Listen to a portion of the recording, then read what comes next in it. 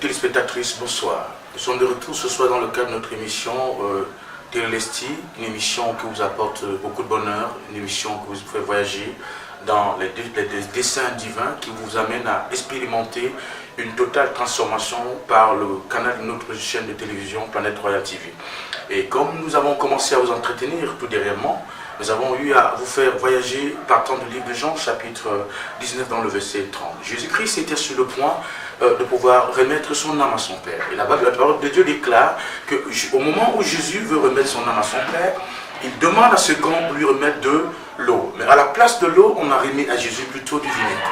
Et aussitôt que Jésus a pris le vinaigre, ma Bible déclare, il s'était crié en disant « Père, je te remets mon âme ». Mais avant qu'il ne remette son âme à son Père, il y a quelque chose de très important qui s'est passé. Jésus a crié ce mot qui sort du langage romain, Télélesti. Télélesti, c'est quoi? C'est seulement un concept divin pour nous montrer combien de fois Dieu est capable de pouvoir réaliser ses projets dans la vie des hommes. Il a été envoyé sur la terre pour une œuvre et il a parcouru 3 saisons, 3 ans en train d'évangéliser, en train de prêcher l'évangile, guérir les malades et accomplir les espoirs du Seigneur. Mais il fallait bien sûr qu'avant qu'il ne remonte auprès de son Père, qu'il confirme l'achèvement, l'accomplissement du travail pour lequel Dieu l'a envoyé. Alors c'est pourquoi Jésus a crié Télélesti, qui veut dire simplement tout est accompli. Et le soldat qui était placé juste au pied de la croix, ayant suivi ce mot, a été complètement touché au fond de lui. Parce que connaissant les principes concernant l'armée romaine, il savait exactement que ce genre de langage ne peut être utilisé que par des soldats haut gradés tels que les généraux. Et justement, pendant que l'armée romaine allait en guerre, il y a un général qui se plaçait au sommet de la montagne. Et son rôle et son objectif était de surveiller le mouvement de la bataille. Et lorsque l'armée romaine était en train de prendre le dessus sur l'ennemi, alors le soldat qui était élevé, qui était placé au-dessus de la montagne, poussait ce grand cri en disant « Télélesti » en langage romain, pour simplement dire que la bataille était achevée. Donc Jésus, en poussant ce cri, est en train de montrer au monde entier que l'œuvre pour laquelle Dieu l'a envoyé, il a justement achevé cette œuvre. Et c'est la raison pour laquelle le soldat qui était au pied de la croix a dit certainement et assurément cet homme était le Fils de Dieu, parce que ce genre de langage ne peut être utilisé que par des soldats haut gradés, tels que les généraux. Alors c'est dans ce cadre que nous sommes dans ce soir, pour vous amener dans le cadre de cette émission Télélesti, en vous parlant de son sous-thème, qui va être sûrement le dernier numéro du sous-thème au crépuscule de la transformation.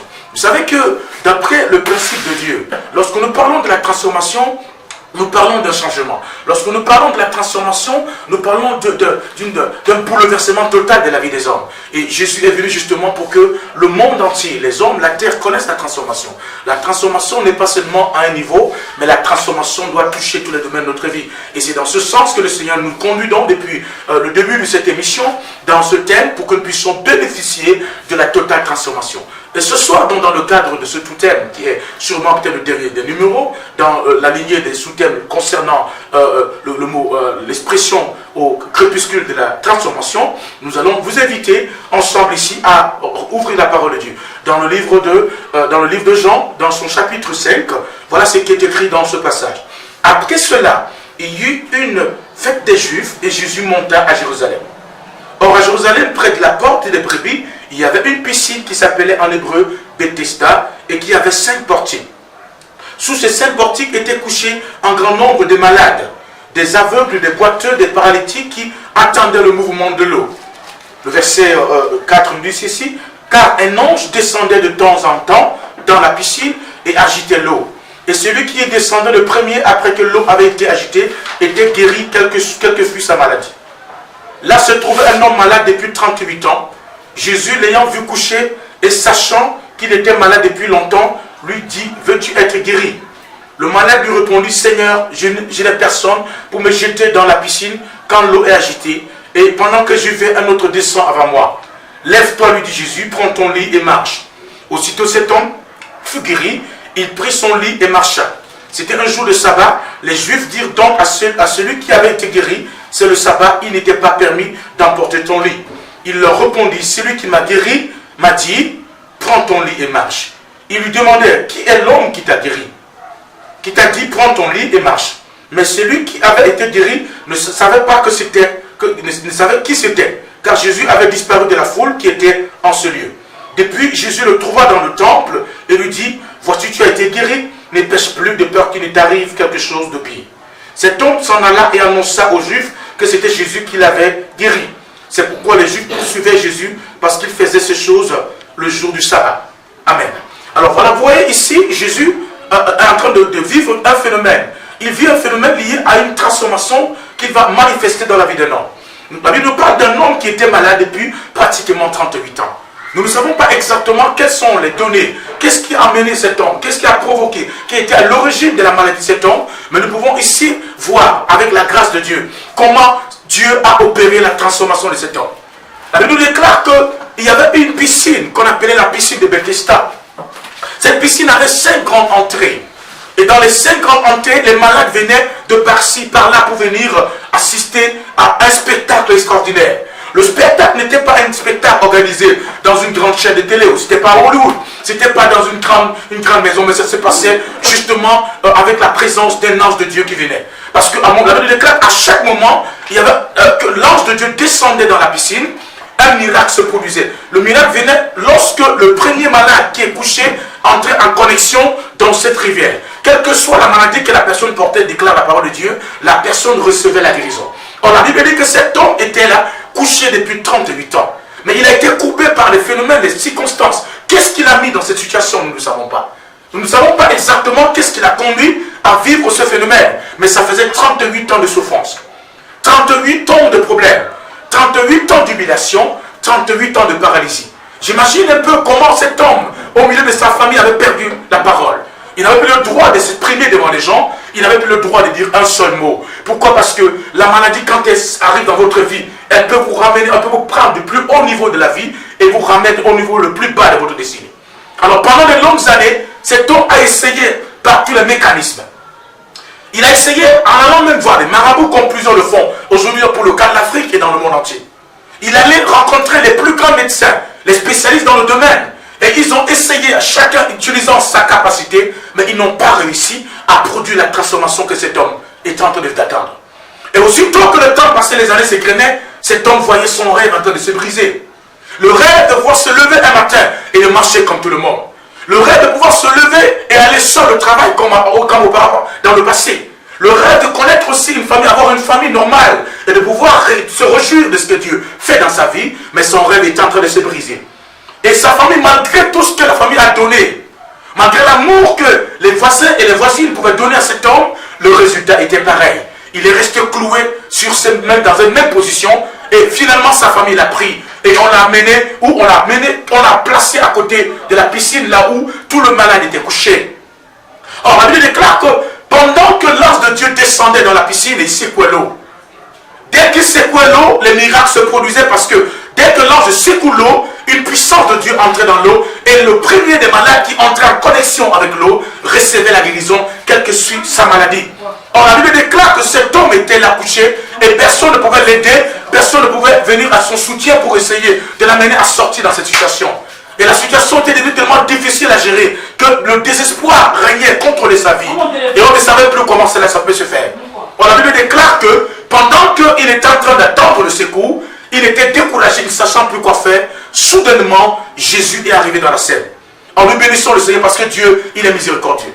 Lorsque tout le monde ne peut plus rien voir en toi, lorsque tout est dépassé, quand les médecins ne peuvent plus rien faire, quand la science ne peut plus rien faire, quand le monde ne peut plus rien produire en toi, et quand même les phénomènes liés à les phénomènes de la méditation transcendantale ne peuvent plus rien produire, c'est en ce moment que Dieu apporte des solutions. Et Jésus-Christ, justement, était arrivé au moment le plus propice dans sa vie. Au moment où cet homme avait besoin d'une transformation réelle. Au moment où cet homme avait besoin de voir un changement radical dans sa vie. Au moment où cet homme devait voir Dieu agir et accomplir enfin ce qu'il attendait. Voir le rêve de sa vie se manifester d'une manière réelle. Ma Bible déclare que Jésus est arrivé. Et lorsqu'il est arrivé, il a trouvé cet homme dans sa même position. Oh my God. Pendant 38 ans, rien n'avait changé dans sa vie. Pendant 38 ans, ça a été des humiliations. Pendant 38 ans, ça a été le chaos total. Pendant 38 ans, ça a été des pleurs et des lamentations. Au point où même sa propre famille n'y croyait plus. Les médecins qui le consultaient, les généralistes, les spécialistes ne pouvaient plus rien. Parce que les gens n'imaginaient plus voir quelque chose se produire en lui. Et c'est ce qui est merveilleux dans cette histoire. Parce que lorsque le monde ne peut plus rien, c'est à ce moment où Dieu prend la relève. Lorsque la société ne peut plus nous apporter, c'est en ce moment que le Dieu de la transformation prend justement la relève pour montrer au monde qu'il reste Dieu. Alors au moment où donc cet homme était complètement dépassé par des événements et des circonstances qui ne s'attendaient plus, ma Bible déclare que Jésus était dans les parages. Je peux t'annoncer en ce moment, pendant que tu es en train de me suivre, que Jésus est dans les parages de ta vie. Il est dans les parages de ta famille. Il est dans les parages de ta destinée. Il est dans les parages de ton histoire. Ton histoire ne se terminera pas mal. Parce que si l'histoire de cet homme s'est terminée dans les conditions les plus agréables, alors ton histoire aussi se terminera dans des conditions assez merveilleuses. Jésus est arrivé dans la scène, il a trouvé cet homme toujours avec sa paralysie, toujours avec son problème de tout le temps, de tous les jours. Et il demande à cet homme, qu'est-ce que tu fais là? Il dit, Seigneur, voilà, lorsque l'ange de Dieu arrive et qu'il secoue l'eau, les gens essaient de courir. Mais moi, je n'arrive pas à courir parce que je n'ai personne pour me transporter. Je n'ai personne pour me venir en aide. Et je sais que plusieurs qui me suivent en ce moment disent aussi, je n'ai personne pour m'aider. Je n'ai personne pour m'aider à porter cette charge. Je n'ai personne pour soulever ma situation. Je n'ai personne pour venir secourir, pour me guérir. Tu es en train de voir au-devant de toi l'ombre de la mort qui est en train de planer. Mais je peux t'annoncer que le Dieu que je sers, qui est l'alpha, l'oméga, le commencement et la fin de toutes choses, c'est lui que la Bible appelle l'ancien de tout le temps. C'est lui qui est le premier-né de la création et c'est lui qui reste le plus jeune et le plus vieux de la création. Il n'est pas encore mort. Alors ta situation ne va pas durer ainsi. Ta situation ne se terminera pas dans le chaos. Parce que je ressens dans mon esprit un miracle qui est à l'horizon vers toi. Je sens qu'il y a un miracle qui est à l'horizon. Un miracle qui est en train de venir à ta direction. Il y a une puissance de Dieu sur le point de relâcher. Et cette puissance va venir te rencontrer dans ta situation. Peut-être que tu n'es pas paralysé comme cet homme, mais il y a quelque chose qui a paralysé ta vie. Peut-être que tu n'es pas paralysé comme cet homme, mais ta vie financière est paralysée. Peut-être que tu n'es pas paralysé comme cet homme, mais tes affaires sont paralysées, ta famille est paralysée, toutes tes relations sont paralysées, et tu restes assis au sol. Je ne sais pas le nombre d'années que cette situation a duré. Mais il y a une chose que j'aimerais bien te faire connaître ce soir, c'est que Dieu n'est pas influencé par le nombre d'années. Il n'est pas influencé par la durée de la situation dans laquelle tu es. Il n'est pas influencé par le nombre de temps que tu as déjà vécu cette situation. Parce que sa puissance ne dépend pas du nombre d'années. Sa puissance dépend de la foi que l'on a. Alors Jésus a demandé à cet homme, que veux que je fasse pour toi ici? Il dit, Seigneur, écoute-moi bien, je veux bien aller dans l'eau, mais je ne sais pas qui va venir. Il a commencé à se plaindre. Il s'est plaigné de quoi? Il s'est plaigné de la situation qu'il vivait. Parce que pour lui, il ne voyait pas une autre solution que d'aller en contact avec l'eau. Mais il ne savait pas que Dieu a des multitudes de facettes pour apporter des solutions aux problèmes des hommes. Il n'a pas qu'une seule voie. Là où parfois tu t'attends à ce que le miracle viendra, le miracle ne passera pas par là. Là où tu t'attends peu, c'est là-bas où Dieu va aller chercher le miracle. Le miracle de cet homme n'était pas croisé avec l'eau qui était en place. Son miracle n'avait pas le lien avec la piscine qui était en place. Son miracle avait un lien avec la puissance de Dieu. Son miracle avait un lien avec la puissance du Saint-Esprit. Son miracle avait un lien avec la main de Dieu qui n'est pas que pour sauver. Et justement, cette main de Dieu s'est tendue et elle a opéré le surnaturel dans sa vie. Jésus lui dit, écoute-moi très bien, prends ton lit, lève-toi et marche. Ce soir, Dieu dit à quelqu'un, prends ton lit, lève-toi et marche. Ce soir, Dieu parle à la situation de quelqu'un, prends tes affaires, lève-toi, commence à remarcher. Peut-être tes affaires ont été mises au sol. Peut-être ta santé a été plaquée au sol. On ne sait pas qu'est-ce qui a été à l'origine de cela. Nous ne savons pas exactement qui est la personne responsable de la situation que tu vis. Mais ce n'est pas ce qui m'intéresse ce soir. Ce qui m'intéresse, c'est pour te dire ce soir que Jésus a la capacité de transformer la vie d'une personne. Il n'est pas seulement venu pour sauver les gens, mais il est venu pour amener la totale transformation divine. Il est venu pour créer la totale métamorphose divine. Il est venu pour créer la totale mutation dans la vie d'une personne. Il a été envoyé pour ça. Et le jour où il est arrivé, il a dit, l'Esprit de Dieu est sur moi. Parce que le Père m'a envoyé pour libérer les captifs. Pour sortir les prisonniers de la prison. Pour redonner la valeur à ceux qui n'ont pas de valeur. Alors pendant que tu es en train de me suivre maintenant, je déclare en tant qu'évêque et prophète des nations, que la main de Dieu soit dans ta vie. Quel que soit ce qui a été paralysé en toi. Quelle que soit la chose qui a été courbée contre le sol. Quelles que soient les humiliations qui t'ont mis au plus bas niveau de l'échelle. Jésus a la capacité de transformer. Il n'est pas seulement venu mourir pour les gens, mais il est venu pour que les gens qui donnent leur vie à Jésus soient complètement transformés. Je suis en train de voir Dieu en train de transformer ta famille. Je suis en train de voir Dieu transformer ton village. Je suis en train de voir Dieu transformer ta nation. Je suis en train de voir Dieu transformer tes affaires. Je suis en train de voir Dieu transformer ta destinée. Je suis en train de voir Dieu transformer ton parcours. Je suis en train de voir l'Éternel se lever en ce jour. Il se lève dans la vie des hommes lorsqu'on s'attend le peu. Lorsqu'on s'attend le peu dans la vie, c'est là où Dieu se lève. Parce que cet homme ne croyait plus en rien. Il ne s'attendait plus à rien. Le désespoir avait envahi son esprit. Le découragement l'a fait complètement réduit au plus bas niveau de l'échelle. Mais c'est au moment où il était complètement désespéré que Jésus est arrivé à sa suite. Et Jésus a tendu la main. Ce soir, Jésus tend la main à quelqu'un. Il te tend la main pour transformer ton histoire. Ne sois pas découragé par les événements qui passent autour de toi. Ne sois pas découragé par l'état de ta santé. Peut-être tu es malade à ce moment où tu es en train de m'écouter. Peut-être maintenant tu es même malade, maintenant tu es en train de me suivre ici, dans un hôpital où on t'a dit que là où tu es, il n'y a plus rien à faire, on doit t'opérer. Et tu n'as même pas 5 francs pour être opéré. Le docteur t'a peut-être dit qu'il n'y a plus rien à faire. Ce cancer va t'amener à mort. Mais en tant que prophète et révélation, je vais prier pour toi ce soir pour que la main de Dieu soit dans ta vie. Afin que là où tu as été coupé par les événements, afin que là où ta vie s'est retrouvée dans le plus bas niveau de l'échelle, que le Seigneur, le Dieu que je sers, le Dieu de mon Père, Benson et Daouza, le Dieu de mon Père, l'archevêque Bill Chapel des États-Unis, qu'il étende sa main pour te relever ta situation ce soir. Afin que ceux-là qui t'ont vu, parce que plusieurs personnes qui sont moquées de toi, ils vont te revoir, mais ils te reverront dans une nouvelle dimension. Ils ne te reverront plus en tant que paralysé. Ils ne te reverront plus en tant qu'homme humilié, en tant que femme abandonnée de tout le monde, en tant que personne à qui on veut apporter du soutien au secours. Mais ils te reverront avec ton lit à train de marcher. Et quand je parle de ton lit ce soir, je parle de ton entreprise. Quand je parle de ton lit ce soir, je parle de ton entreprise, je parle de ta famille, je parle de ta destinée, je parle de ta santé qui a été complètement détruite. Et je suis en train de voir le Seigneur en train de relever cette santé. Je suis en train de voir l'Éternel en train de te relever de cette situation. Je suis en train de te voir le Seigneur en train d'accomplir un miracle dans ta vie. Et quand je parle là, je vois le nom. Il y a un nom qui sort devant moi, qui parle, un nom avec le nom. Je vois ici Georgette. Dieu me dit, il y a une femme qui s'appelle Georgette. Tu es en train de me suivre en ce moment. Le Seigneur me dit de te dire, par l'autorité de la puissance de Dieu, que le Seigneur va te visiter. Parce que je vois un certain nombre de phénomènes où il y a une partie de ton corps qui a été touchée par une tentative d'attaque d'AVC. Et en ce moment, tu es en train de paniquer dans ton âme. Tu te demandes qu'est-ce qui va arriver. Écoute-moi très bien. Pendant que tu suis ce message, il y a une notion qui va quitter de moi et elle va te toucher dans ta situation. Cet AVC qui a commencé ne terminera pas. Parce que Dieu l'arrête en ce moment. Quelques jours après, on a revu cet homme. Et lorsqu'on l'a revu, les gens se sont mis à se demander, n'est-ce pas l'homme qu'on voyait qui était couché par terre hier?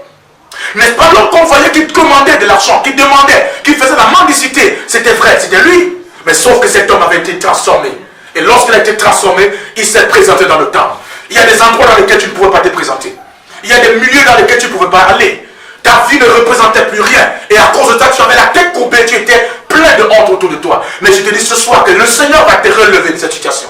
Il va te relever, il va te transformer et tu pourras de nouveau te représenter devant les gens. Tu pourras te présenter et les gens vont te revoir. Mais ils ne te reverront plus en tant que cet homme dont on se moquait. En tant que cette femme que tout le monde humilie. En tant que ce jeune qui n'a pas d'importance. En tant que cette personne qui n'a pas de valeur. Le Seigneur, le Dieu que je sers, relève quelqu'un ce soir. Je déclare dans ta vie ce soir en tant que prophète des nations. Pendant que tu es en train de m'écouter, que la main de Dieu soit dans ta vie. Quelqu'un est relevé par ce message. Quelqu'un est délivré de la paralysie. Quelqu'un est libéré de la possession. Quelqu'un est libéré du joug de l'esclavage. Quelqu'un est libéré de la sorcellerie. Quelqu'un est libéré de la prise du mal. Quelqu'un sort de la situation dans laquelle sa famille l'a placé. Et quelqu'un est guéri au nom de Jésus. Vous êtes bénis, tous ceux qui nous suivent au travers des réseaux sociaux. Et vous êtes bénis encore lorsque nous allons nous retrouver dans le cadre de la suite de notre émission. Le Seigneur vous bénisse abondamment. Qu'il bénisse toutes les nations du monde, qu'il bénisse l'Afrique, qu'il bénisse l'Europe, qu'il bénisse tous les autres continents. Vous êtes bénis de la part du Seigneur. Amen. Moi je n'ai personne derrière moi, je n'ai personne devant moi. Tu as tout pour moi. Oh Jésus, il n'y a personne derrière moi, personne devant moi. Tu es tout pour moi. Moi je n'ai personne derrière moi, je n'ai personne devant moi. Tu as tout pour moi. Oh Jésus, il n'y a personne derrière moi, personne devant moi. Tu es tout pour moi. À cause du problème tu pleures, jour et nuit. C'est tellement difficile que tu pleures, jour et nuit. Ne mets pas ta foi en un homme, car l'homme, il peut te trahir. Mais mets plutôt ta foi en Jésus, et tu verras qu'il agira. Oh, seulement dis-lui personne derrière toi, il n'y a personne devant toi, il est tout pour toi. Oh, dis à Jésus qu'il n'y a personne derrière toi, personne devant toi, il est tout pour toi. Oh, Jésus.